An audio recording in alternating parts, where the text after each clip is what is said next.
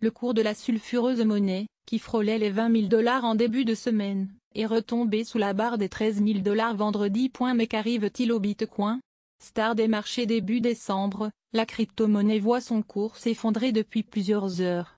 Alors qu'il semblait en passe d'atteindre les 20 000 $ pour un Bitcoin lundi 18 décembre, il a en effet plongé à 13 000 $ vendredi 22 décembre.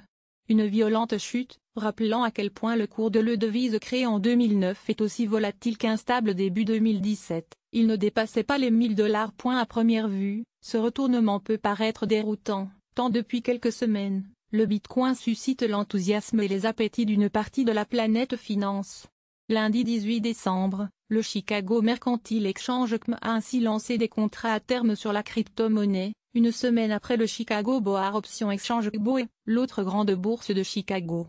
Une forme de reconnaissance et d'institutionnalisation pour le Bitcoin, dont l'émission et les échanges échappent au contrôle des États et des banques centrales. Point de fait, nombre de fonds d'investissement, en quête de rendement, ont bénéficié de ces nouveaux instruments financiers pour parier sur la hausse ou la baisse du cours.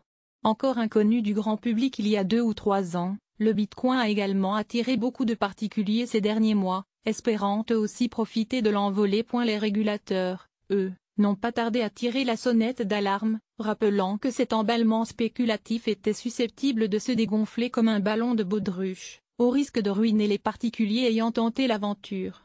En outre, souligne-t-il, la monnaie virtuelle n'a pas de cours légal. Ce qui signifie, concrètement, qu'aucune assurance ou protection juridique ne permette d'être indemnisés en cas de volume. Leurs avertissements ont-ils été entendus?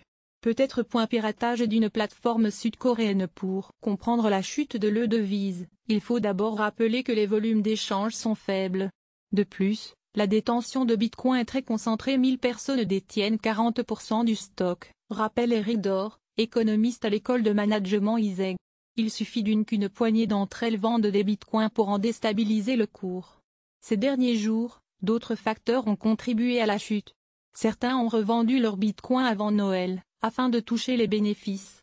D'autres ont été refroidis par la faillite de la plateforme sud-coréenne d'échange en crypto-monnaie Huobi. Mardi 19 décembre, elle a été contrainte de mettre la clé sous la porte à la suite d'un piratage. 17% de ses actifs ont été dérobés. Un brutal rappel à la réalité. Si les transactions en Bitcoin, protégées par la cryptographie, ne peuvent pas être falsifiées, les portefeuilles numériques où sont stockés les Bitcoins peuvent en revanche être dérobés. Mais ce n'est pas tout. Le gendarme financier américain la SEC, Securities and Exchange Commission, a suspendu mardi la cotation de Crypto, une plateforme d'échange de crypto-monnaies, soupçonnée de manipulation des cours. Une douche froide pour nombre d'investisseurs et de particuliers. Le nombre d'utilisateurs sature les capacités du réseau. Certains ont également pris conscience des divisions existant au sein de la communauté Bitcoin. L'émission de celui-ci est contrôlée par un algorithme informatique, qui fonctionne grâce à une communauté d'utilisateurs mettant leurs ordinateurs en réseau pour contrôler toutes les transactions en Bitcoin. Celles-ci sont répertoriées dans une immense base de données publique appelée blockchain.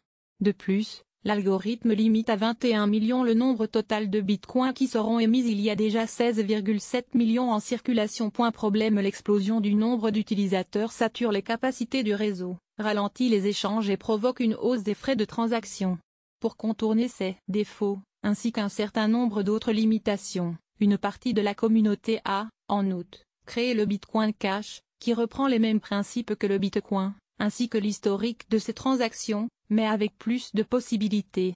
Ses défenseurs assurent qu'il s'agit du vrai Bitcoin, et qu'il supplantera bientôt son grand frère. Le 19 décembre, Coinbase, l'une des plateformes d'échange les plus populaires au monde, a introduit les achats-ventes de Bitcoin Cash. Ce lancement a pris de court, et a été entaché par des rumeurs de délits d'initiés auxquels des employés de Coinbase se seraient peut-être livrés. La chute du cours va-t-elle se poursuivre? Difficile à dire, tant, depuis sa création, la valeur du Bitcoin ne cesse de jouer au yo-yo. Il n'est d'ailleurs pas exclu qu'elle remonte en flèche ces prochains jours. Dans tous les cas, une chose est sûre: en 2018, les régulateurs se pencheront plus amplement sur le sujet, et prendront les mesures